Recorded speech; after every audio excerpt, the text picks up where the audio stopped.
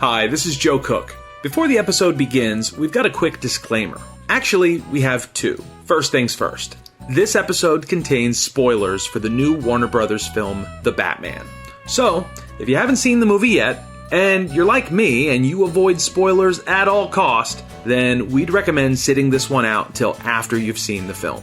Secondly, during the taping of this episode, while we happen to be discussing the upcoming movie The Flash, it was reported that star Ezra Miller was arrested.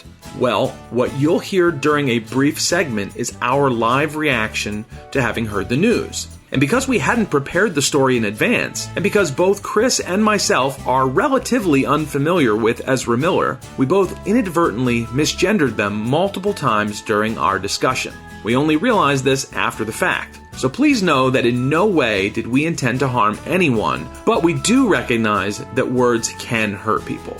And if that brief discussion is hurtful to anyone listening, please accept our apologies in advance. And know that we took your feelings seriously. So, with all that said, we hope you enjoy the episode. Thank you.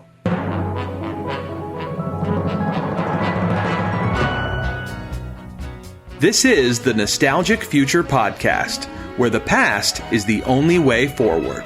We're two guys in our 40s watching the world pass us by, and we know the only way we'll ever be relevant again is to somehow convince everyone to be as passionate as we are about our pop culture obsessions. We're your hosts, Joe Cook and Chris Marchand, and today is our second Batman episode, the Robert Pattinson film. All right, we're back. Another episode of the Nostalgic Future Podcast. We started out this month talking about Batman, how we first were introduced to this character, our different stories, how they were similar. We went down that nostalgic path. What's interesting about this episode is we're going to talk about Batman now and how that relates to all of these other versions of the Batman. So we're going to talk about the Robert Pattinson, The Batman movie that just came out either in theaters or recently on HBO Max. And we want to hear from you if you haven't had a chance to contact us. What is your favorite Batman? So Joe and I are going to get into that today. You saw it on HBO Max, right? I did. I didn't make it to the theaters. I also, here was what's interesting. I've got younger kids. My oldest is 13, 11-year-old. I heard how gritty, how dark this Batman is, how violent it is. I was like, I don't know if I want to see this in the theaters with my kids. And to be honest, what's happened? I put my daughter to bed. She's 3.5. She's definitely not watching this Batman.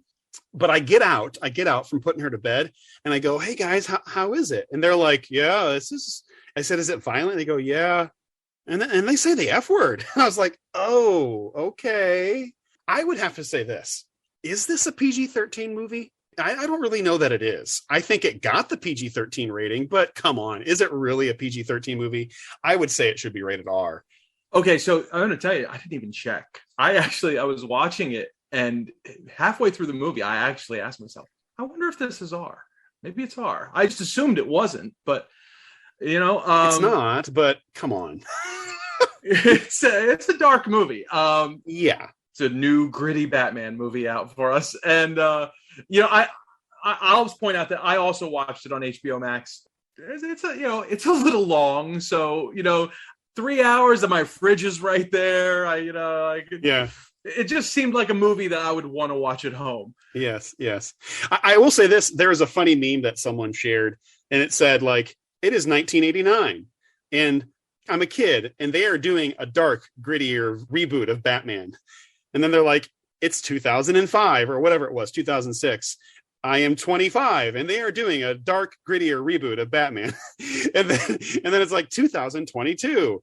I am 45 and they are doing a darker, grittier reboot of Batman. So it's kind of funny. It's like, okay, what's the next iteration of Batman going to be? I saw a similar meme and it had the lighting of the different movies. And then by the time they got to this one, it was just a black image. You couldn't see anything. They said the next reboot will just be a podcast. That's what they said on it. I think if I saw the same one, it's just a podcast. Okay. So let me say this. I was struggling as I was watching it with my kids, but I thoroughly enjoyed this Batman. So what did you think about it? I loved it. Yeah, it was great. It was a great movie. What I'll say is I felt like it was a great movie. One of the best Batman movies maybe ever made. And if that's just my pure, I watched it last night. So that's like a gut reaction.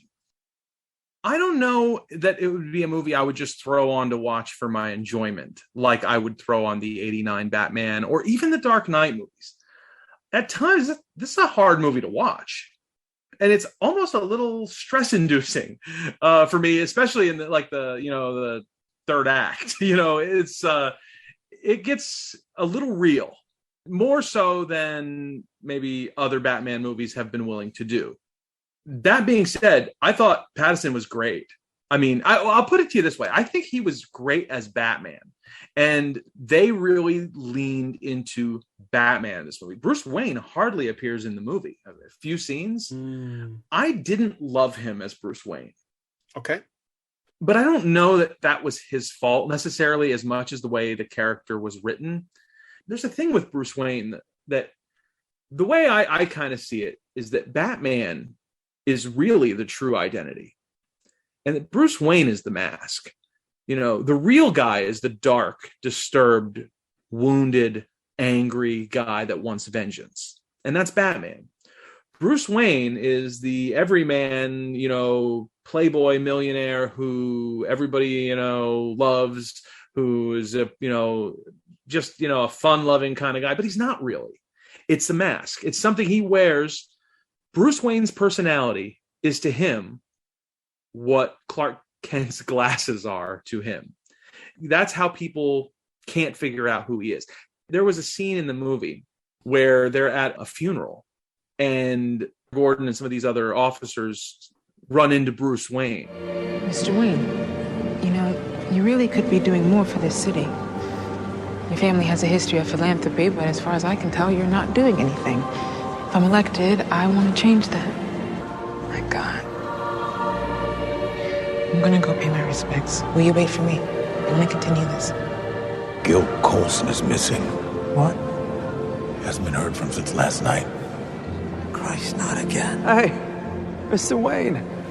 And I'm thinking to myself, so if I was Gordon right now, I'd be like, okay, yeah, that guy, all right, he's Batman. I felt like he played Bruce Wayne exactly the same as he played Batman. And it just didn't work for me. There was no... I didn't even think about that. That's a really interesting observation. All the other Batmans, like Michael Keaton, sure, he's funny, he's comedic, but he has this slightly aloof, playful, when he first meets Kim Basinger, he woos her, they're flirting. Vicky Vale. Hi, Bruce Wayne. Are you sure? Yeah, this time. I've seen your photographs from Corto Maltese, haven't I? Right. Yeah, you've got a wonderful eye. Yeah, some people think she has two. Anyway, are you going to be staying in Gotham for a while? I'd love to. I'm intrigued by Alex's giant bat story, so I've done some... Oh, the Batman. That's a little bit light after the war in Corto Maltese, isn't it? And what do you do for a living? Well, I'm involved. Even Christian Bale, which I'm going to get into this. I don't think he was a great Batman, even though, I really like those movies. I'm like, did he do a good job in those movies? I'm not even sure. But Christian Bale is very much the playboy. And actually, that's a really interesting point. This Bruce Wayne, no. Actually, he has more sex appeal with Selena Kyle, with Catwoman, as Batman, right? That's where he woos her. She's attracted to him as Batman, not as Bruce Wayne, Last night, my wife asked me, so what did you think? And I said, in comparison to the Christian Bale movies, which I do love those movies, they're flawed, except for Dark Knight. That movie, there's not much I dislike about the Dark Knight film. My kind of first reaction was, I think Pattinson is a better Batman and Bale was a better Bruce Wayne. Yeah. Okay, so quick little side note. Did you come across anything of where they based the Bruce Wayne, Robert Pattinson's Bruce Wayne? Did you read anything about that? I did not. So this is kind of weird. And it's like, when I read it, I was like, okay. I can see it. Did you notice a number of times during the film, they play a Nirvana song?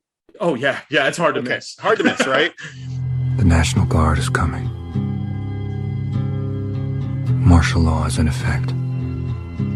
But the criminal element never sleeps.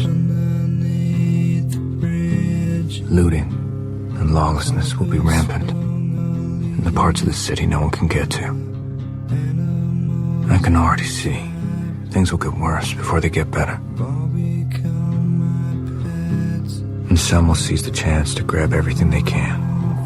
And that's a really interesting thing to point out. Like, it's worth noting that most Batman movies, even, of course, you've got the 60s, and the iconic Tim Burton Batman theme. Danny Elfman. Which was amazing. In the animated series, they used it. It was just, what an interesting creative choice to just make Batman's theme a Nirvana song throughout the movie. Well, and it was a 2-note theme. Yeah. Dun, dun, or not, that's Jaws. Well, I was going to say, it was very Jaws-like in a way. What my kids and I noticed is it's very similar because of just those 2 notes for the Imperial March from Star Wars. Oh. Dun, dun, dun, dun, dun, dun, dun, dun. And so if you fill it in, it's like, wait, is that the Imperial March? I feel like we've broken all sort of copyright by singing all of these songs. Yeah, but they're cover versions. And excellent cover versions, I might add. Okay, so they patterned Bruce Wayne's look off of Kurt Cobain. They wanted him to look a little bit like Kurt Cobain, and Pattinson was channeling a little bit of that misery, that angst, the dark night of the soul of, who is Kurt Cobain, right? It's this guy who struggles. He's dealing with his depression. He's dealing with the traumas of his life. It was intentional, is what I'm saying. So I find that whole thing fascinating. And I just wonder if that was creatively the best decision for... Yeah, it's a good question. And again, I had no problem at all with how they brought that into Batman. In fact, I think it worked really well for Batman. And maybe I'm nitpicking. Maybe, and spoiler alert, midway through the movie, I actually commented to my son. I said, boy, there is no hope in this movie whatsoever. I really just thought this is a hopeless movie. And at the end, he narrates the movie at different points, which I like. That it was very, very. I do like that, and it seems to come from his actual journal entries. Like he at the end of his day, he will often do a journal entry, and it seems like they're kind of recounting those, which kind of harkens back to the comic books. In the comic books, you have his dialogue, the white bubbles, of everything he's saying, and then there's these little yellow bubbles of either what Batman's writing or he's thinking. I felt like we were getting, a little look inside of what's going on in his head that you get if you read a Batman comic. So I thought that was really a cool choice to do that. At the end, as we're getting that narration, well, he talks about hope and how he has been leaning so hard into the vengeance that he's not giving anybody any hope. Vengeance won't change the past. Mine. Or anyone else's. I have to become more. People need hope. To know someone's out there for them. The city's angry. Scarred. Like me. So maybe the idea is we're going to present this guy as he is fully Batman in this movie. And maybe there is going to be a more hopeful shift in the second movie. But it was a little jarring for me. And maybe having watched, 10 episodes of Adam West right before this, it was especially jarring. Well, okay. So I have a few things to say about this. And I'm kind of maybe curious on some of your thoughts to it as well. And oh boy, there's so many things jumbled up in this. But here's what I would say. Where is Batman now? Where was Batman in the 60s? Okay, so we had Batman, the law-abiding citizen in the 60s, and now we have something completely opposite. But I'll get to that in a minute, because I want to talk about this concept of vigilanteism, right? I want to talk about that. But what we see in this Batman, in this new Batman, and we see it a little bit in Nolan's Batman, Christopher Nolan's Batman, we see it in Tim Burton's Batman as well. There's a heart to these movies. We have a Batman who's becoming more introspective, who is contemplating who he is, who's wrestling with his own demons, whereas the Adam West Batman could kind of not care less about thinking through some of what he's been through. Oh, by the way, I have a question for you, Joe. With the Adam West Batman, is it ever implied that his parents were killed? Because it's such a central issue with modern day Batman. It's a great question. It was not brought up in any of the episodes I've seen. I watched, a bunch of episodes this week, as well as the movie. I don't know that it's ever addressed in the series. That's a great question. If any of our listeners happen to know the answer to that, shoot us an email, nostalgicfuturepodcast@gmail.com. I have no idea. Yeah, there you go. It doesn't seem like it would work well in the framework of that show to have had his parents murdered in front of him. And of course, the same thing happened to Dick Grayson. I don't know if they ever mention why Dick Grayson is even living with Batman. Apparently, I could be wrong about this, but I've always heard the reason that the Aunt Harriet character was created was because they thought it would look more like a family if they put a woman in the house. So Aunt Harriet was introduced on the series. Bruce, Christmas sure came early this year. Yes, it did, Dick, thanks to Aunt Harriet. I don't know how you constructed this playroom as a surprise without us knowing about it, Aunt Harriet. Or this slot car raceway, it's the coolest, Aunt Harriet. My, I'm just so glad that I thought of this playroom and this slot car raceway. Yes, Aunt Harriet. At least for a little while, we can forget our worries. Have some fun.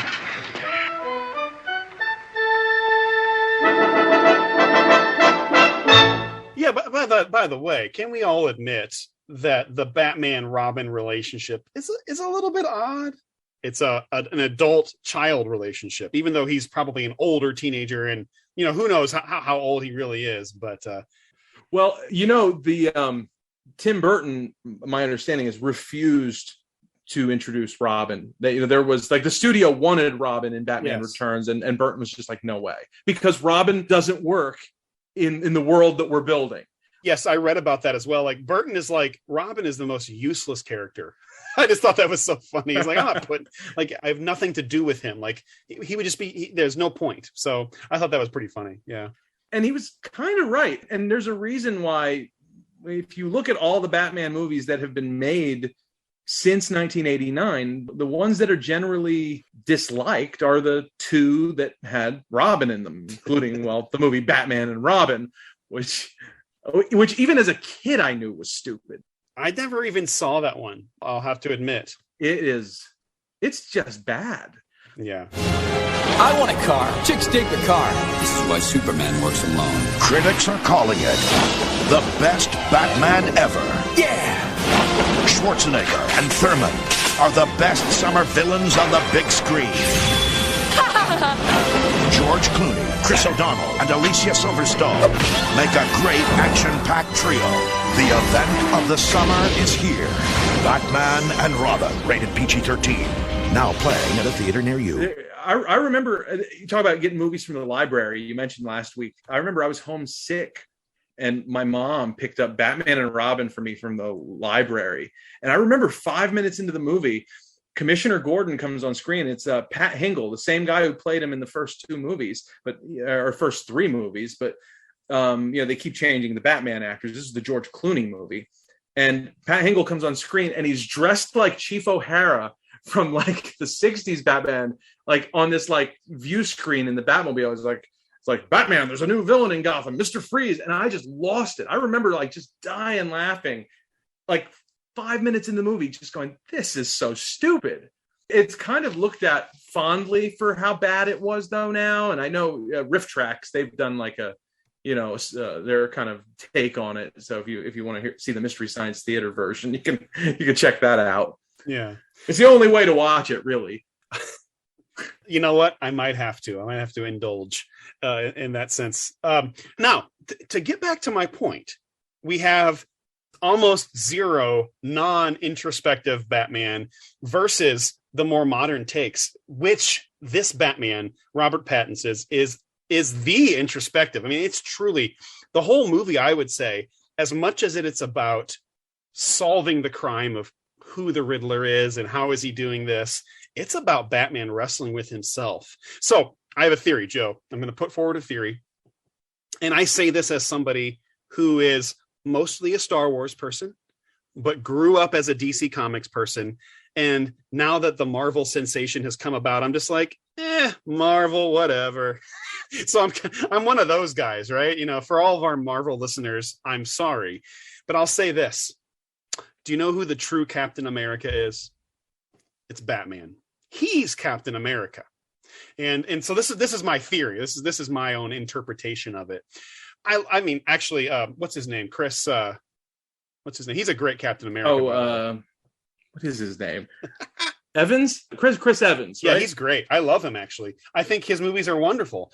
So this is just me actually thinking about this. It is Chris Evans.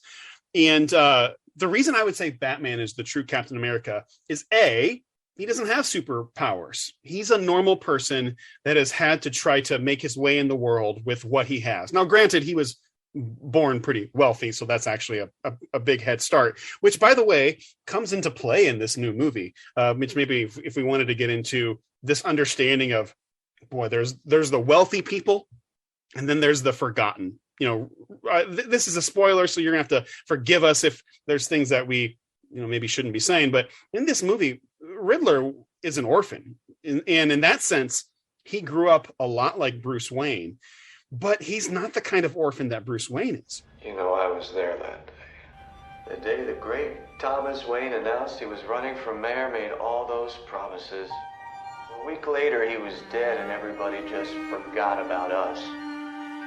All they could talk about was poor Bruce Wayne, the orphan living in some tower with all that money. Isn't being an orphan. Do you know what being an orphan is? There's 30 kids to a room. You wake up screaming with rats, chewing your fingers. He even says in the film, The Riddler, I was forgotten. I was invisible for so much of my life. Now I finally won't be invisible. I mean, you know, it's kind of the ploy of many serial killers, of people that have become unhinged. Anyway, I can get back to that. We can get that back to the divide between these uber wealthy people or privileged people or people in power versus people that are unheard with no power. Here's what I want to say. Why is Bruce Wayne, why is Batman, he is actually Captain America? This whole movie, he is growing up, suffering from his own trauma. And he's having to wrestle with and reconcile with this understanding that his father was a great man. And we could say that his father to him represents America, or Gotham City represents America. It's this great place. It's this amazing city. Actually, Gotham is a really troubled place. Like, I don't know that anybody, why would anybody really want to live there? But guess what? Gotham City is forever trying to rebirth, to renew itself. And Batman, Bruce Wayne, the whole movie is like, oh, this place isn't what I thought it was. My father isn't quite what I thought it was. Now, Alfred does say, no, he was a good man. And it's kind of interesting to think about, like, was Bruce Wayne's father corrupted, or did he just make some bad decisions? Yeah, it's an interesting conversation. America, I would argue, those of us that are paying attention, we're wrestling with, is America a good place? Are we the good guys? And us as individual citizens.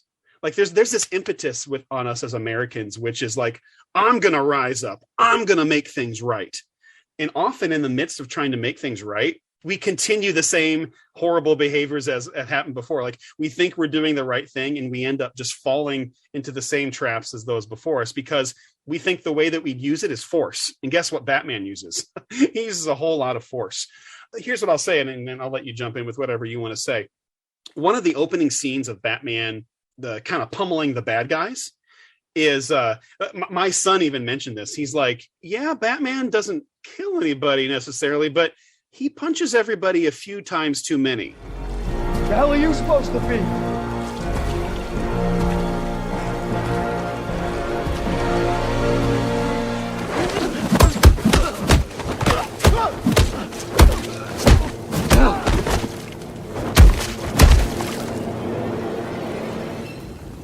I'm vengeance. And so that's like a really interesting observation. My 13-year-old picked up on that. It's like, Batman, you're punching harder and more times than you really ought to. By the end of the movie, he's learning how to restrain himself. He's learning how to, okay, I'm going to bring about justice. I'm going to take in the bad guy, and I'm going to do it in a way that doesn't require me. Well, actually, there's a little bit of it. He loses it at the end. And actually, he loses it. I was really confused with who he lost it on. Was it the Riddler again? But it was a guy that looked like the Riddler. Looked just like him, but I think maybe it was a different guy, I guess, because it could. What? I was really confused. I thought to myself, did he have a twin brother? What is this? Right. But I think it was just a guy that happened to look like him, and it was a little too confusing. I think he was supposed to be a nobody. Maybe he was just a nobody. Here's what I would say. Even when he was restraining himself and learning how to not be as violent, he still lost it. And that's America. I think a part of us as waking up to who we are as a country is that we've lived through our own traumas. And sometimes, no matter how hard we try, no matter how much we think we've been healed, our ugliness still comes out, and that we're still wrestling with our inner demons, our inner struggles, the things that we've been through. And anyway, I'm just kind of fascinated with the learning curve of Batman in this movie. Really what you're saying is that Batman is the Captain America we really are, yes, as opposed to the propaganda that Chris Evans is. Yes. That's we can get into Marvel movies at some other point, but I've wondered at some of the Marvel movies, I'm like, is this American propaganda? Like, in the year 2013 or whatever, it's just like, it's a bit much. Even with Iron Man, it's like, it's a bit much with the America stuff. And, we could say that about Batman. I mean, it's a bit much with Batman. This gets into... Can we acknowledge just once and for all, and I think that if any Batman movie has ever finally just owned it, this movie did. Gotham City is New York City. Like they didn't even try to hide it in this movie. We had the Gotham Square Garden. Yeah, that's what I was going to say. The Gotham Square Garden. Yeah. And I don't know if that was the Empire State Building or just a CGI building that they made look exactly like the Empire State Building in the movie. It was clearly like that is New York, which it's always kind of been. I remember when I was a kid having a Batman comic. Now, this is in the early 90s. This is way before 9/11. There was a Batman comic where Two-Face actually is looking out his window and contemplating blowing up the Twin Towers. And this is before even the 93 attack on the Twin Towers. But they always clarified that it was the Gotham Twin Towers. This is a very fictional place. This is not real. This movie, I feel like they came as close as they've ever come to just like putting Batman in our world, which Marvel has just always done. That's right. That's interesting, isn't it? Yeah. Okay, so I'll make my last point on it. Now, maybe I'll ask you this question, Joe. Have you ever heard in recent years of kind of a backlash or a critique of Batman as a character? And it has to do with the vigilantism. Have you ever heard of this before? Is this a new concept for you?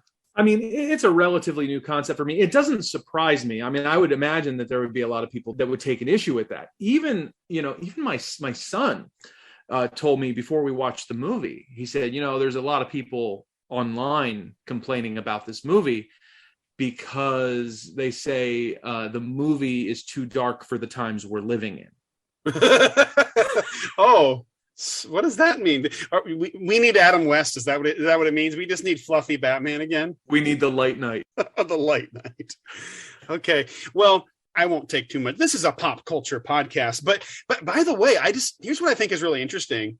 People often say things like, well, there's no place for politics in, like in TV shows. It's like, oh, are you sure? Like Batman, I would say, as a concept, as a character, is inherently about politics.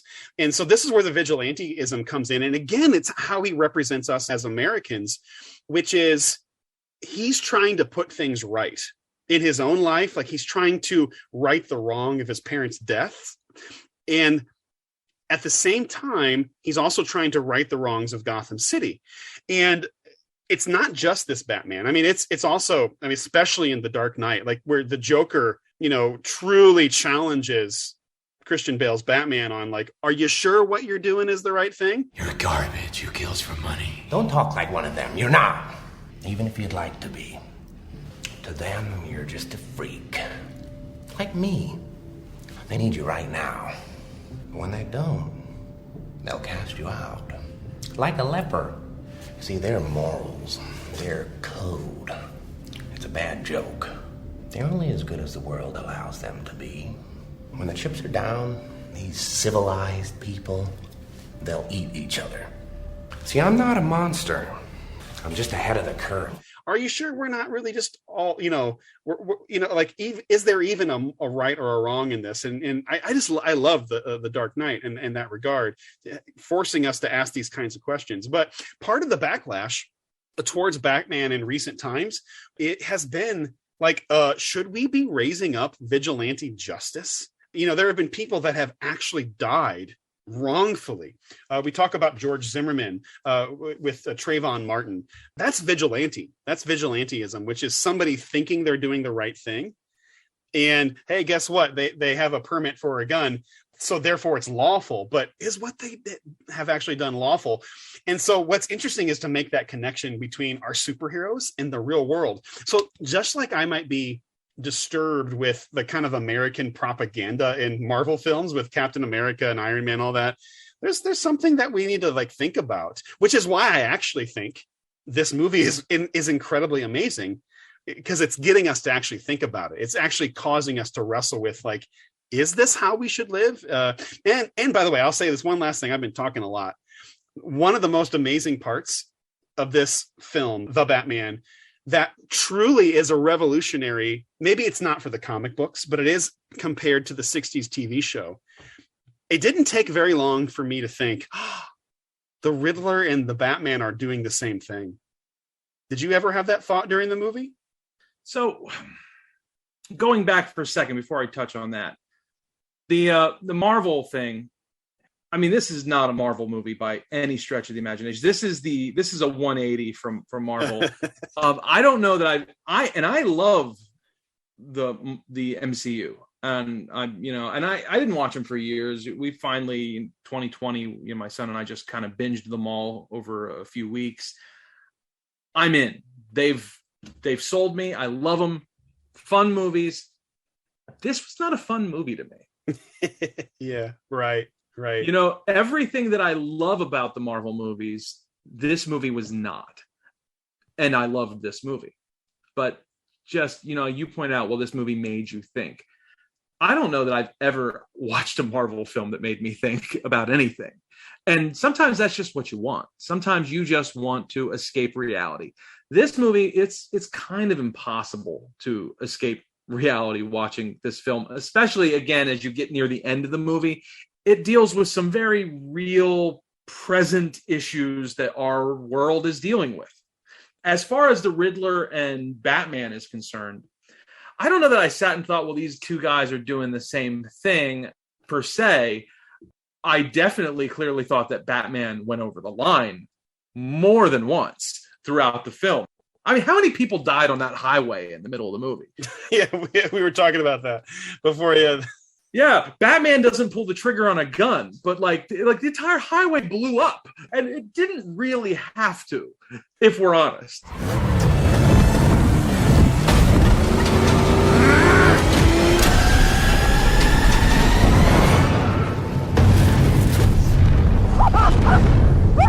got you!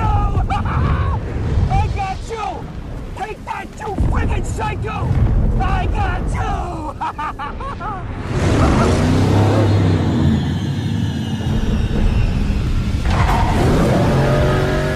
Yeah, well, that was truly one of the main set pieces of the whole film. Beautifully sequenced, intense. At the same time, it's like, Batman, where the Penguin works. Just go there. Yeah, earlier in the movie, you went in his office, Batman went in and he punched his way in. He broke that guy's nose. Yeah, it's hard to reconcile all the destruction. But there you go. I mean, I remember the pummeling scene near the beginning that you were talking about, and it was brutal. It was brutal. It was, yeah. Yeah. And I thought it was interesting how they had the guy that he was rescuing looked at him and said, "Please don't hurt me." Please don't. Yeah, yeah. Now, again, I guess, as the years go on, I imagine they're going to make another one, and there's going to be a couple of spin-off TV shows from this, and it is a question, are these things that we're going to want to revisit? I might say, hey, the Captain American movies are way more fun. They're way more fun. Hey, by the way, I was going to say, when you watch Doctor Strange and you think, you know what, this guy is kind of a prick. You didn't have the moment where you're like, well, am I a prick? You didn't have that moment, like where you introspectively, I might be a prick too.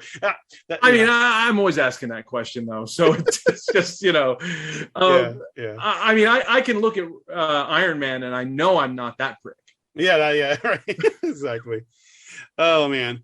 So, you know what, actually, just to move on from this, and I just wanted to acknowledge that there is a conversation. I would argue this, though. Sure, there's a problem with Batman being a vigilante, but you know what? All superheroes are vigilantes. Like, which ones aren't? Well, unless they're duly deputized officers of the law. 1960s Batman, he was totally on the level, right? He was, he was working within the system. But I just want to bring up the point is, like, sure, there's some ethical problems with Batman. There's ethical problems with the whole thing. Well, they addressed that in Batman versus Superman. Have you seen Batman versus Superman? You know what, Joe? I am a never Afflecker. He's not my Batman. Not my. I'd be on the streets chanting it. Come on. No. So I actually started watching the Justice League, and I was just like, you know what? I'm not going to do this. It wasn't for me. Well, they kind of deal with this whole dynamic in that. Well, in the Man of Steel movie, Superman is fighting what is his name, Zod or whatever. He kills somebody. Well, he ended up like half destroying the city basically when they're when they're having this battle. Well, they kind of retcon that a little bit in Batman versus Superman. In the first 5 minutes of the movie, they show the scene from Man of Steel. But what you find out is that, basically one of these buildings he destroyed and people that were killed as part of this battle was like Wayne Tower. So now Batman's got a grudge against Superman because he thinks, I think Batman's kind of racist in the movie because Superman's an alien. He's got like an alien issue. Okay. That, he really has like this anti-alien vibe throughout like much of that movie. What's your position on the Bat vigilante in Gotham? Civil liberties are being trampled on in your city. Good people living in fear. Don't believe everything you hear, son. I've seen it, Mr. Wayne. He thinks he's above the law. The Daily Planet criticizing those who think they're above the law is a little hypocritical, considering every time your hero saves a cat out of a tree, you read a puff-piece editorial about an alien who, if he wanted to, could burn the whole place down. There wouldn't be a damn thing we could do to stop it. Most of the world doesn't share your opinion, Mr. Wayne. So, but he's angry and he feels like Superman shouldn't be allowed to do this. This guy is like, and people are worshiping him like he's a god, and he's just an alien, and we're letting him here, and he's doing this, and people are dying because of him. Superman has to go before Congress at some point in the movie because somebody's got to keep Superman in check because he could destroy the whole world if he wanted to. And that's why Batman's obsessed with him in that movie, because he feels like Superman can just like crush us all, if he has a bad day. That's somewhat, I'm not an expert on the Watchmen, but it's similar to Dr. Manhattan, that just this ability to destroy at any point, right? That a superhero is the ultimate weapon in a sense. Yeah. So let's be honest, like, if Superman had grown up in the Riddler's orphanage, that would not have turned out well for us, maybe. What do you mean? Well, I mean, Superman had Mom and Pa Kent, and he had the all-American lifestyle, and his family loved him, and he was well-adjusted, and he went to college, he got a career, he became a newspaper man, upstanding citizen. Batman didn't have any parents, but he was very privileged. And this movie really, like, they do point out, like, that's one of Riddler's issues with Batman in this movie is like, oh yeah, you're not an orphan. I was an orphan. Your parents may have died, but you were still living in your little castle over there. I had nothing. But Batman, clearly damaged guy, he's got issues. Riddler, really damaged guy. Yeah. But if you took a guy like Superman with the powers of Superman and you mentally damaged him the way Riddler was, I mean, you got a problem on your hands. You got a super villain. Yeah, and it's interesting. It even mentions that with the Riddler, he thanks Batman for all that he did because he was so powerless. He only had his mental capacities. Like the Riddler says that it's like, but you could do it all. Like you were able to do things that I couldn't do physically. Thank you so much. And so it is interesting in this movie to think about the Riddler being devious, wanting to destroy so much, but really kind of being powerless. And it's an interesting dynamic to that. Well, let me ask you, what did you think of Paul Dano? Oh, I like him as an actor. I've seen several of his movies, and I thought he was great. I really did. I mean, again, they really kept him under wraps for the most of the movie, right? They really went for like a Mark David Chapman vibe with him, Oh, do you know what they did? The Zodiac Killer. That's actually what they patterned him off of. Oh, did they really? Okay. They really did. Yeah. You're in the right vein for sure. He was chilling. And by the way, side note, have you seen the extra scene, a deleted scene with the Joker? Have you seen this? This is on YouTube. I have not. I saw the scene that's in the movie, but there's a scene that's in the movie. I'll let you get there, but it's another chilling scene where Batman comes and interrogates the Joker in prison. And it's just like, I guess, they're kind of foreshadowing a lot for the next film. I want to point out too, I was going to mention this in our last episode because, with these Batman movies, there are these like iconic interrogation scenes. Yeah, there are. And in Dark Knight, that one's like, really with famous. the Joker. Yeah. When I was watching 66 Batman, there was an interrogation scene in an episode and I was dying because it felt like The Dark Knight, except it was so silly. Where Chief O'Hara and Commissioner Gordon are in there in this interrogation room with this like henchman, and they bring Batman in, and all you see is Batman like waving his cape in a shadow to strike fear in the heart of the guy, and it looks so stupid, but the guy's freaking out. Right.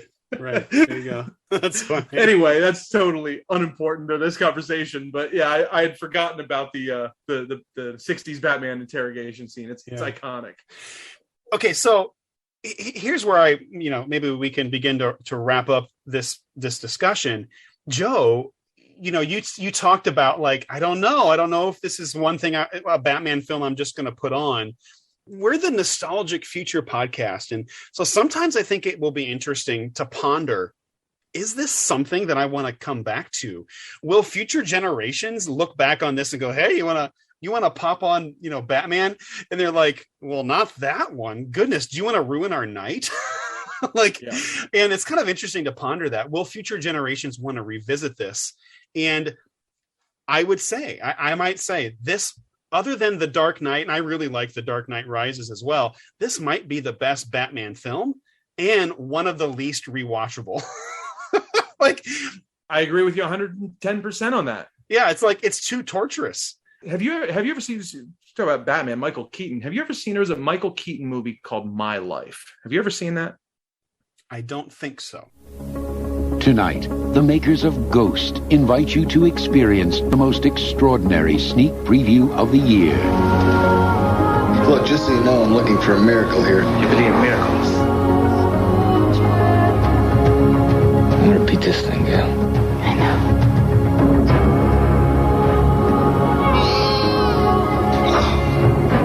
Michael Keaton, Nicole Kidman, My Life, rated PG-13. Okay, it was Michael Keaton, Nicole Kidman, both of whom have been in Batman movies. So, but it's a really, really serious film. He gets cancer, doesn't he? Yes. I have seen this movie. Okay. I remember all these types of movies growing up as a kid. Like, there was the Bette Midler, what was Beaches. There was Steel Magnolias. Like, there were so many of these like torture disease films that haunted me as a child. Yes, I have seen this movie. He finds out while his wife's pregnant that he has terminal cancer. And hey, by the way, I can laugh because I've had cancer. So don't at me, It's like the Seinfeld. What's the deal with cancer? Exactly. Oh my goodness. The guy yelled out, I had cancer. Yeah, right. Exactly. Okay, keep going. Help me relive my horror of being a kid. Okay, so he finds out while she's pregnant that he's dying, and the movie is just basically him coming to grips with his mortality. And it is a really good film, and he was fantastic in it.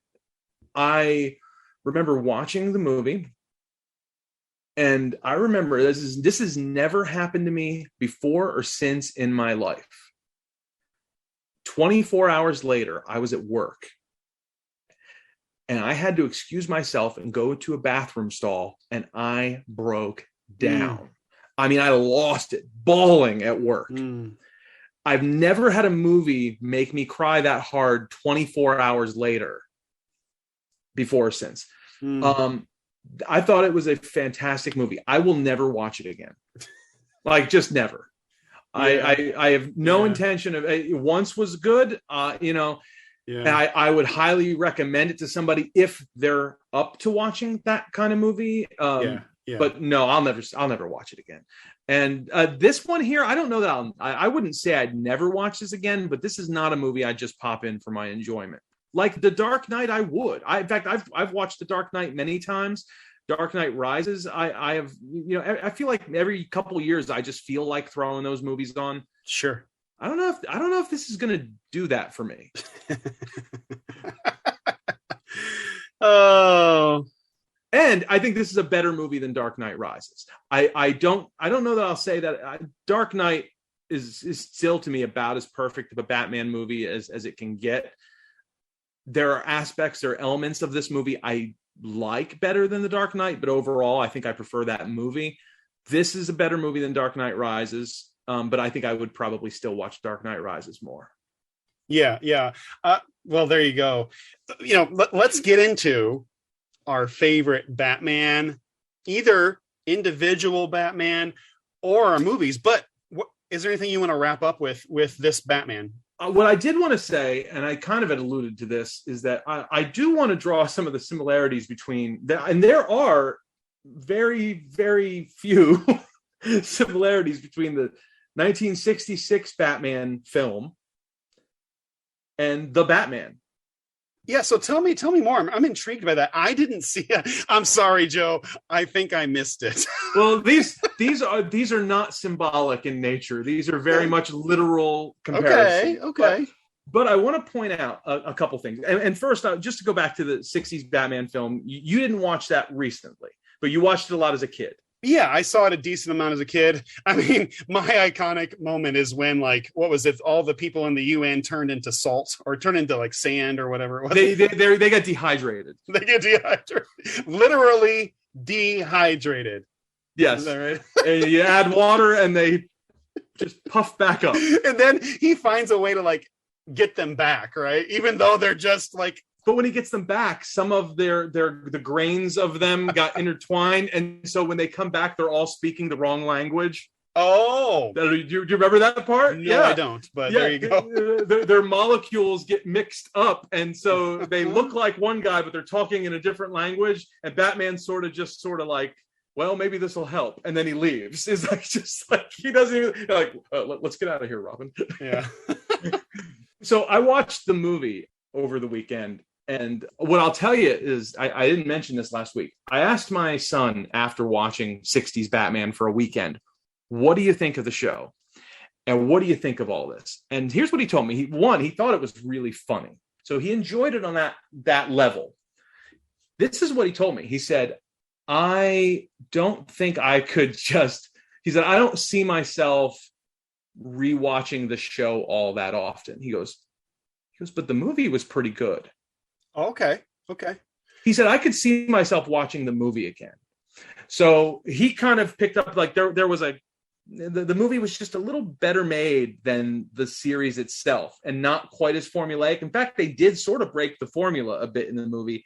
And that's what I want to get to with this comparison to 60s Batman and The Batman. Well, hey, can I say one thing beforehand? Yeah. A little bit of an alternate history, a history that doesn't exist. Like, looking back on it, sure, they could have ended the TV show, but why couldn't they have done a Batman movie every 5 years? You know what I mean? Like, maybe you know more about the history about that, but like in today's world, it's like, what in the world? Like, what were they thinking? Like, why didn't that happen? At least another couple of movies, but it's just, yeah. The series was canceled, and then another network offered to pick it up, but the sets had been destroyed. And so the 4th season of Batman didn't happen because they had destroyed the sets too quickly. And without the sets, the network didn't want it, and so Batman ended after season 3. I don't know why they didn't make a movie. They made some really weird specials in the late 70s with Adam West. I don't know if there was like a kind of like, I don't know, the Legion of Superheroes or something. It was like a TV special with like all like, Superman, the Flash, Wonder Woman, all of them. Like, I don't know. I've never actually watched it. I've seen clips of it. Maybe I might not even be mentioning the right superheroes. Legends of the Superheroes. For centuries, the world has been protected by a group of extraordinary men and women who have dedicated themselves to fighting crime. With his reckless grin, devil-may-care courage, and incredible gymnastic skills, Robin, the Boy Wonder, is Batman's crime-fighting companion. His symbol, a frightening creature of the night. His disguise strikes terror into the criminal heart. Batman, the Caped Crusader, has pledged his life to fighting the forces of evil. They made like these 2 specials that are really, really cheesy. I think they're on YouTube, so if anybody wants to check them out and check in, I'm not going to watch them, but you can, and feel free to drop us a line and let us know. You can review them for us. But with the 60s Batman film, they did one thing that they occasionally did on the show, but not often, and they teamed the villains up. But they never really on the show teamed up more than 2 villains. In the movie, they took the 4 main villains, Batman, Riddler, Penguin, and Joker, and they put them into one film. What I want to point out is that The Batman, the new film, is the first time since 1966 that all 4 of those villains have appeared in one film. Okay. And that's pretty much it. Also, there's a woman living at Wayne Manor again, like Aunt Harriet. Did you notice that? Like, well, she kind of did. She just show up? It was like late at night. She was there. She had to live there, right? But was she? Did I miss it? Was she there in the movie beforehand? Because I don't remember seeing her. She was in 2 different scenes. Then I must have missed her earlier on in the film. Like, it must have just been so quick that I didn't pick up on it. I have no idea why they added that character. Maybe somebody knows the mythology more. Maybe this is a character from the comic books. It wasn't Aunt Harriet. Yeah. And then, since this is a dark Batman, maybe he's just holding Robin as a prisoner in some closet somewhere. There you go. Let's go real dark. That's the Batman that's going to win over America's hearts again. The Batman who keeps a chained prisoner. I think he just hasn't met Robin yet. In the next movie, where this kid's going to watch his parents die because because why not? We already had a kid watch his. They had to point out that the kid found his dead dad at the beginning of the movie, just to let us know that. Like maybe that's Robin. Maybe that's Robin. Maybe because there was that theme of Batman looking over this kid throughout the movie. That's interesting. It was the same kid the whole movie, right? I'm pretty sure that whole element was really a moving part of the movie, of that bond between them. But I don't know. Who knows where they'll take it? Again, I kind of agree with Tim Burton, where it's just like, is it that interesting? I don't know. Let's be honest. Now that we're talking, and again, I hate nitpicking about things that everybody hates. Yeah. But the last few minutes of The Dark Knight Rises with Joseph Gordon-Levitt. I was just going to mention that. They tacked on at the very end, by the way, he's Robin. Which is just horrible. And it was like, it was like, how can we collectively make everybody groan all across the world simultaneously? We're going to have him say he's Robin. That's really, and then guess what? This is the end of this trilogy. There's no, we're never coming back to this ever again. We're leaving you on this note. It's pretty hilarious, really. It's kind of like It's kind of like what are you gonna do? Like, it's like a middle finger to the fan base. It is a little bit. It's like, oh yeah, you want to see Robin? Fine, here you go. Like, it's like somebody tossing a couple of hundreds at us. Like, there you go. Thanks. By the way, I love The Dark Knight Rises, and I love Joseph Gordon-Levitt. I love so much about that movie.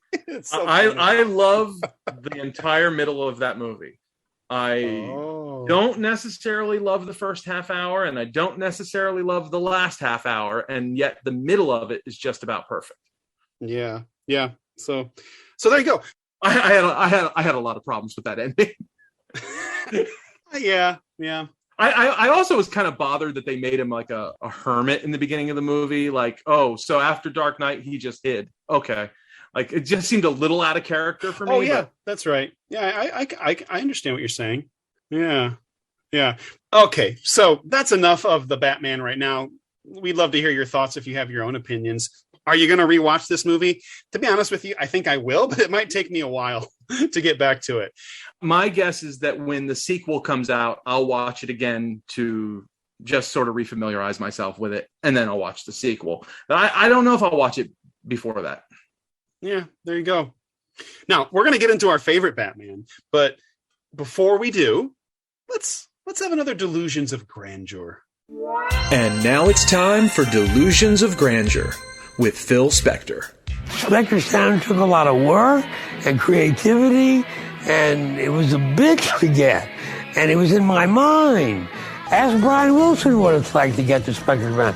He's still, at age 65, dreaming, playing Be My Baby every morning, he writes, going crazy, figuring out, I mean, he's a little cuckoo over it.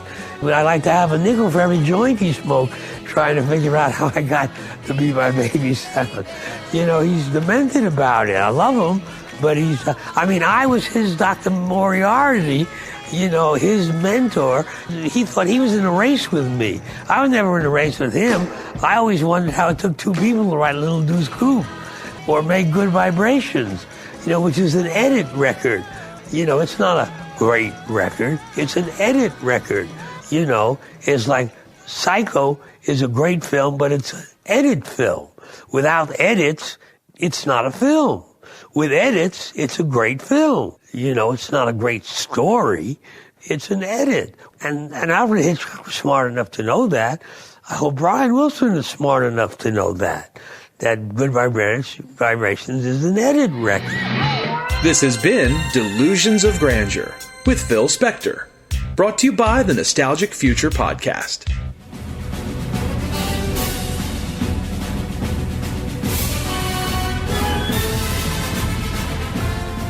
All right, favorite Batman.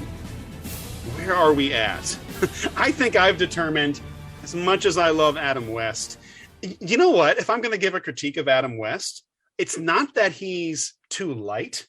It's that he's too ironic. Like, now I see it. Like, it's just like, oh, there's something too playful about it to me. Like, he's a bit of a clown, and that's fine if that's what that was going for. But I love Adam West. He's iconic. I can't deny any of that. Okay, so I'll go with this first. My favorite Batman.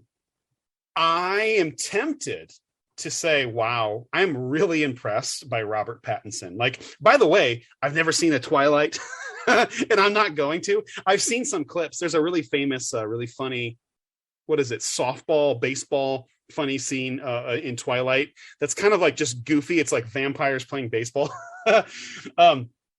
I'm not watching those films, but you know what? Robert Pattinson is this generation's like one of the greatest actors in the last couple of decades. And like, have you ever seen the movie The Lighthouse? You ever seen this movie? I've not. I'll be honest with you. I think I've only seen, the only movie I can think of that I've ever seen with him was Goblet of Fire. Of course. Iconic, right? Cedric Diggory. He's a great actor is really all I want to say. And yeah, he's developed quite a body of work. And really, long story short, I would be tempted to make him maybe the best Batman. But I'm going to have to go with Michael Keaton. I love Michael Keaton, and he's an icon of my childhood, man. So I'm going with the nostalgia here. And Like one of my favorite movies as a teenager, like I haven't seen this in years, but one of my favorite movies, like comedies of all time, is Multiplicity. Did you ever watch that one? Oh yeah, great movie. This summer, make more of yourself. Doug, your clone. And get more, 2. Like to meet 3. Hi. And more. I'd like you to meet 4. Out of life. We mean a copy. Our copy, it's not quite as sharp as the original. Michael Keaton. Michael Keaton. Michael Keaton. Michael Keaton. How many of you are there? And Andy McDowell. What happened? Multiplicity. Nobody has sex with my wife but me. Rated PG-13. At theaters Friday, July 12th. That was like one of those movies in the same category of Spinal Tap and Wayne's World. And then, hey, you want to put on Multiplicity? Because we all loved quoting the lines of Multiplicity. Like, I love that movie. When Michael Keaton, did you see Birdman with Michael Keaton?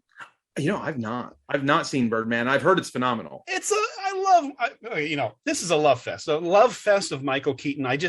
Come on. You know what? I'm not going to watch My Life. There's another movie I saw of him too years ago. You know, he made a movie with Christopher Reeve. No, I don't think I did. Kevin Balick was one of a kind. Hey, you see that? Iraq. Shrapnel. See that? Guy threw up on me once at a bar in Pittsburgh. Until he met his match. What are you doing? French manicure. What is that? Same as a regular one, but I'm eating a croissant and being rude to myself. Julia? What? I want to take your clothes off. MGM presents Michael Keaton, Gina Davis. Can you help me out for a sex? Sex? Did I say sex? Speechless, rated PG-13. Starts Friday, December 16th. It was this real lighthearted kind of. It might. I don't know if it was a romantic comedy or something. But Christopher Reeve was in it, and I think they were politicians. I saw the movie. I remember nothing about it, except that Batman and Superman made a movie together, and I was so excited to see Batman and Superman. I didn't even think about that. I see what you did there. I didn't even think about it. That's a hilarious correlation. Batman and Superman made a movie together. What's going to happen? Yeah, it was such a letdown. It was like, what? This is a romantic comedy, whatever it was, a political drama. That's hilarious. It was a very forgettable movie, except for the fact that those two guys were in it, and that's it. Oh man! By the way, because I know this will never come up again in an episode, one of the darker, like most troubling moments of my childhood is when I found out Christopher Reeve was paralyzed. I was just like, "What the heck?" I am sad thinking about it now. Like I watched all of his 2020 interviews, Barbara Walters or whatever. It bummed me out for like 5 years, like when that happened. I can remember talking about that with my friends in homeroom the next day. Oh my goodness. And we were all just bummed. Oh my goodness. Yeah. Yeah. That memory stands out to me. It was a really depressing moment in my childhood. The cognitive dissonance of this man who is the strongest man in the world, in the universe, he fell off a horse and he broke his back, And what a shocking. Yeah, it was just shocking. Yeah. Shocking moment of just, how fragile we really are. Okay, maybe he's not Superman. Maybe he is just Christopher Reeve, and he has a special place in my heart. Almost kind of similar to Mr. Rogers in a sense of just his presence. I'll tell you a great Michael. Go to Michael Keaton again for a moment. Let's go back because Did you ever see the movie Pacific Heights? No, I didn't. That's he was like a psychopath in that movie. Okay, and he played a really, really good villain. They risked everything they had for their dream house. It's not just an investment, it's our home. Then he arrived. When can I move in, Drake? Melanie Griffith. Change the locks. Matthew Modine. And Michael Keaton. Get Mr. Hayes out of your building before he destroys your lives. What are you doing? Something that's going to make us feel really good. In a John Schlesinger film. All I gotta do with your Patty. Pacific Heights, rated R. Starts Friday, September 28th at theaters everywhere. It was a weird movie. He was renting an apartment like from this duplex with this couple, and he was like terrorizing them, and he wouldn't they tried to evict him and he wouldn't leave. And it was a really suspenseful, creepy movie, very different for him. But I remember that I saw that, in the 90s, and I haven't seen it since, but I remember he was really good in that. Well, so you're taking us down the memory lane of Michael Keaton. I'll leave that to you then. When I think about Batman, it's going to go back to him. So that's my favorite Batman. I'll just leave it at that. What about you, Joe? Okay, I'm gonna cop out a little bit. I'm gonna cover some bases because this is tough for me. I mean, I'm kind of with you as far as the best portrayal of Batman that I've ever seen. The new film, The Batman, might be it. Yeah, and I actually have seen Ben Affleck, unlike you. I'm a never Afflecker. Remember that. But I thought he was great as Batman. Like, I thought it was just a almost perfect portrayal of Batman. Again, I've got issues with the Bruce Wayne part of it, but man, when you put the mask on him, he nailed it. My favorite movie is still The Dark Knight. And that is just probably going to remain at this point my favorite Batman movie. But you're asking who's my favorite Batman. I got to go with Michael Keaton. All right. I'm with you on that, even though both of those movies, I don't think either of them is as good as The Dark Knight. Yeah. I have just such a nostalgic place in my heart for Michael Keaton as Batman. We've talked so much about 60s Batman, and in the last episode, get into our origin stories. And I talked a lot about, Adam West meeting him. Really didn't get into just how much I loved the Michael Keaton movies. To me, that was about, like, as a kid, as perfect of a movie as it could get. The 1989 one. Batman Returns, though, still a good movie. I still enjoy that movie. Yeah, I haven't quite finished it because I'm just, I'm juggling so many Batmans right now. I'm spinning all the Batman plates. I even started to watch the first 10 minutes of Batman Forever with Val Kilmer. I just wanted to show my kids, right? I was like, well, there's this Batman. And also my kids have finally become aware of who Jim Carrey is. And so I was like, hey, Jim Carrey's in this movie. And I mean, he wasn't in the first 10 minutes of it, but it's just kind of, I wanted to show him that. So I've got all these Batmans going on, but I've watched most of Batman Forever. And did you see it when it came out? I think so. I'm trying to remember if I saw it in the theaters. I must have. I did. I remember seeing that. It's way more focused on the villains. And Tim Burton was like, hey, now that I'm Tim Burton and I've established myself, now I'm really going to be Tim Burton. Like he upped all the set designs and all. Wait a minute here. Yeah. That's not a Tim Burton movie. No, not Batman Forever. Oh, I'm sorry. I was talking about Batman Returns. And I got caught up. You went back, okay? Because that's very much that's like a cardinal sin in the Batman world. No, that was Joel Schumacher, right? That was Joel Schumacher. Yeah. I for some reason I had gone back to Batman Returns, the sequel, Keaton's Batman again, and well, actually, you know what? Batman Forever is focused a lot on the villains as well, but very much. And I don't necessarily mean to get into that, But with Batman Forever, Jim Carrey was like the biggest star in the world at that moment. So it was a very Jim Carrey heavy movie. Nevertheless, I'm smarter. I'm a genius. No, several geniuses. A gaggle, a swarm, a flock of freaking Freuds. Riddle me this, Fred. What is everything to someone and nothing to everyone else? You're mine, baby! And now mine pumps with the power of yours. Sucking up your IQ. Vacuuming the cortex. Feeding off your brain. Yeah, they utilized him. And Jim carried it up. He went full throttle, as he tends to do. Which is funny because my kids, right now, they love the Sonic the Hedgehog movies. And you know what? They hired Jim Carrey to be the villain in those movies, and he does it. He earns his worth. Now, I told you I was going to cop out a little bit, though. I kind of started to already by like, okay, well, I got to clarify my favorite movie versus my favorite actor. All right, if we're talking on screen, movie Batman, I'm going to go with Michael Keaton. But if I'm going to go with my favorite Batman of all time, I might be inclined to go with Kevin Conroy from Batman the Animated Series. Okay.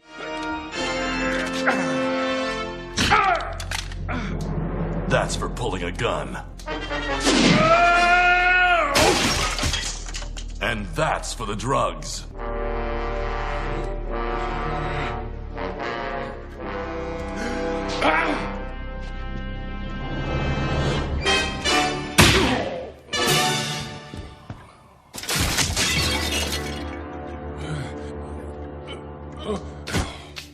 And that one's for any I missed. No, I wouldn't have been able to name him as the voice actor. I wasn't. But I grew up, Batman, the animated series, that was appointment television for me.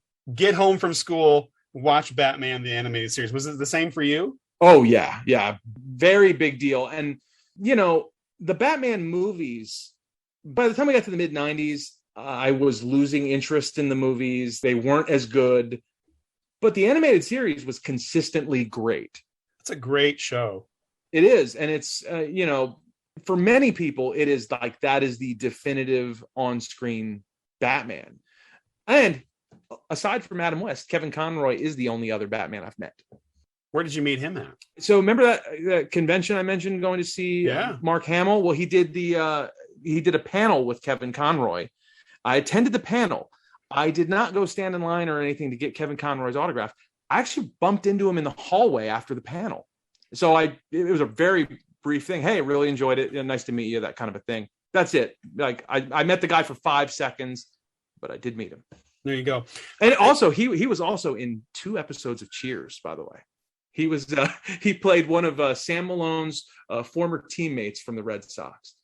Very cool. Oh, by the way, I mentioned Mr. Rogers earlier. Well, guess who used to work for Mr. Rogers? You know? Michael Keaton. Michael Keaton was something, maybe a stagehand. He was like an intern or something at the TV station. And then I don't think he worked on that show, but then they moved him on that show for a while, and he ended up working on Mr. Rogers' Neighborhood like for a little while.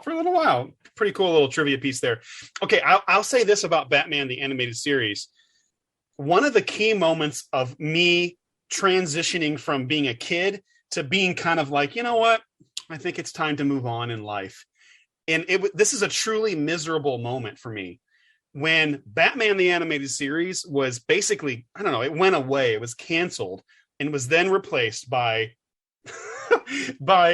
Power Rangers.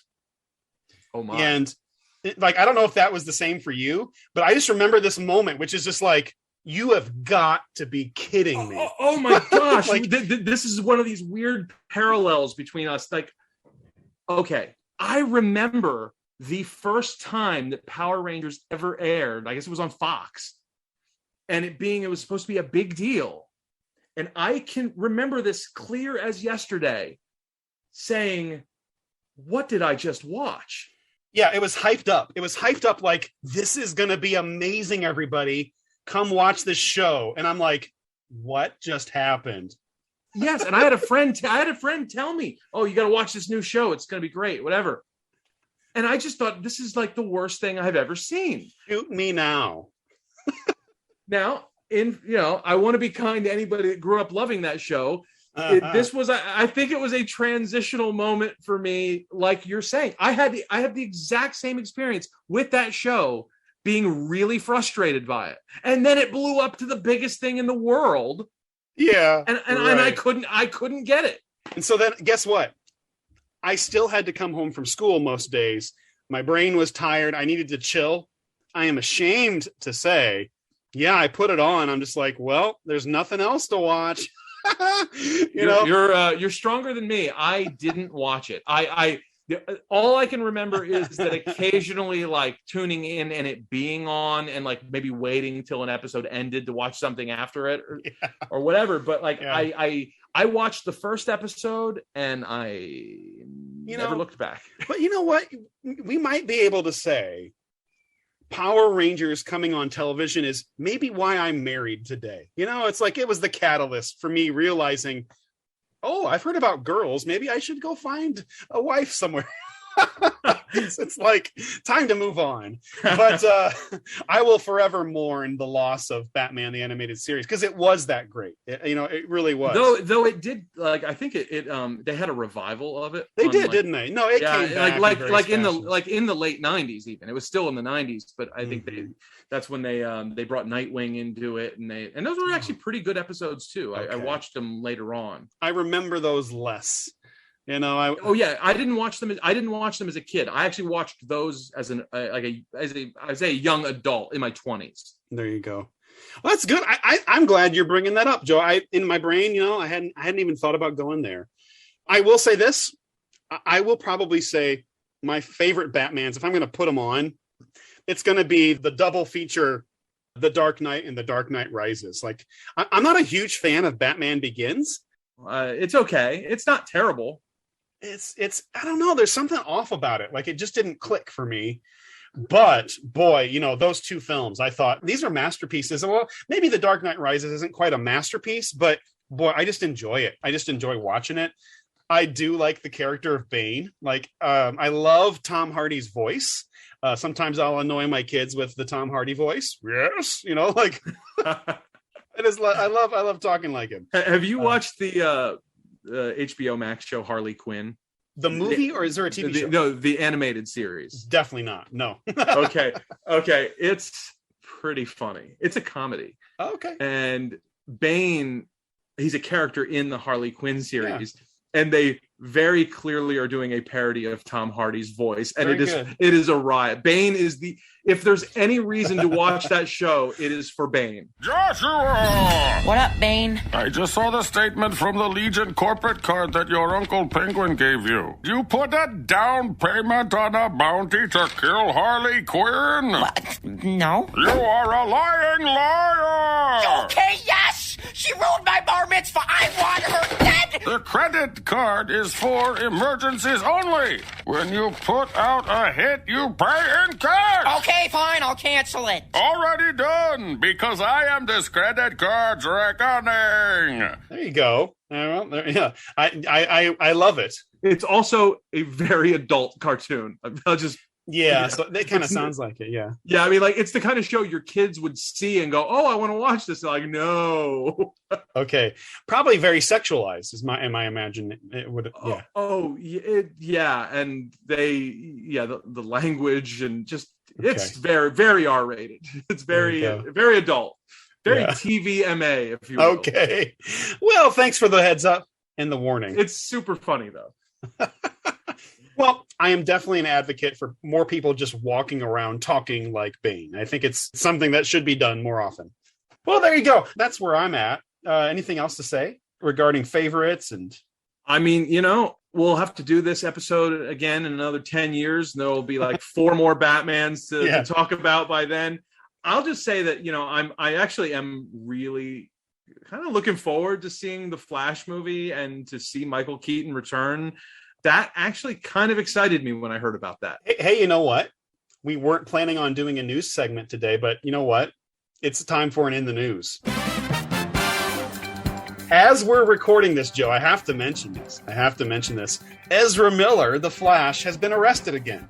Again? Yeah. So who knows? By the time that our episode airs, he might not be the Flash anymore. Who knows where this guy's going to end up? So, what did he do this time? Something about assault, battery and assault, something like that. I don't know. I haven't really fully looked into it, but in the news, there you go.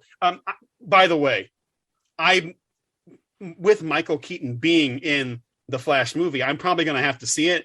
But this Ezra Miller guy seems to be a little bit of a troubled person. Maybe a real life Bruce Wayne. I'm joking. I really don't mean to joke at all. I think a lot of people are concerned about him. So there you go. But there you go. A little bit of in the news. Did you read anything about it? Anything? Not right now, but this is news to me. I know about the first arrest. Right? Yeah, a couple of weeks ago. Also, this is a totally different side note, but it's also Batman related. Is Jared Leto have a cult or something? Have you heard about this? Okay. Well, maybe he's just like a one-person cult. Like he is his own cult. I don't know. No, I don't know about this. Somebody, again, I know nothing about this. Is probably pretty irresponsible to talk about on the podcast. I would hate to, be wrong about something like this. Somebody shared some photos of him with this group of like people down, like, I don't know, on some island in like white robes. Okay. You know what? We haven't even talked about Jared Leto, Suicide Squad. I'm not an aficionado of that at all. I used to watch an old show called My So-Called Life. Have you ever heard of that show? I remember it, yeah. When we were kids, yeah. My wife and I love this show. Like we could, like, that's like comfort food. We would watch through that show again. Jared Leto is brilliant in that show. And I don't know. I think maybe I was a little put off by him as Joker and just like not interested in that take on Joker. But there you go. That's another thing worth bringing up. The Batman villains, right? When I lived in the Navajo reservation, Jared Leto showed up in our town one day. I lived in Window Rock, and we have a flea market right downtown. And I was not there. I did not see him, but there were photos that people took of Jared Leto walking around our flea market. Like, apparently he was like hitchhiking his way across the country. And all of a sudden, this little town of, a few thousand people, Jared Leto's walking around town. Well, maybe he was just getting the cult started. He's going around from place to place trying to recruiting. Yeah, that's how you got to start these things. I honestly know nothing about this. I just saw like somebody tweeted something. Shouldn't we be concerned about that Jared Leto has a cult? And they were really, really strange photos. But I have no idea what it was about. And my apologies to Mr. Leto. Well, but hey, we have listeners. Are you in Jared Leto's cult? If you are, please contact us at Past Future Pod on Twitter. We want to hear from you if you were in Jared Leto's cult. We're available. Okay. So, that about wraps up our conversation on Batman. Like we said, there's so many iterations of him. The conversation could keep going on and forever and ever. But there you go. We do want to hear from you. What was your favorite Batman? Any thoughts on the new Batman film, 1960s Batman, from our previous episode? All right. Thanks for joining us. We'll see you next time.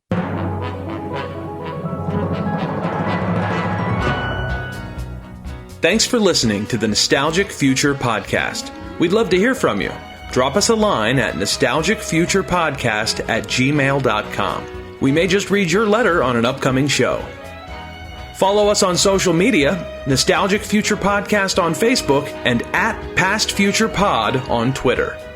Please subscribe wherever you listen to podcasts and leave a review to help support what we do. Until next time, remember, the past is the only way forward.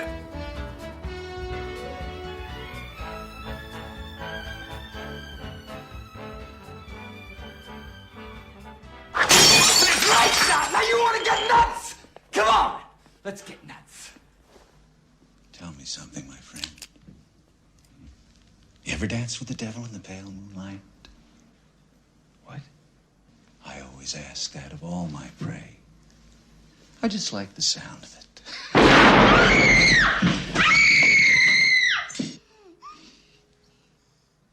Never rub another man's rhubarb.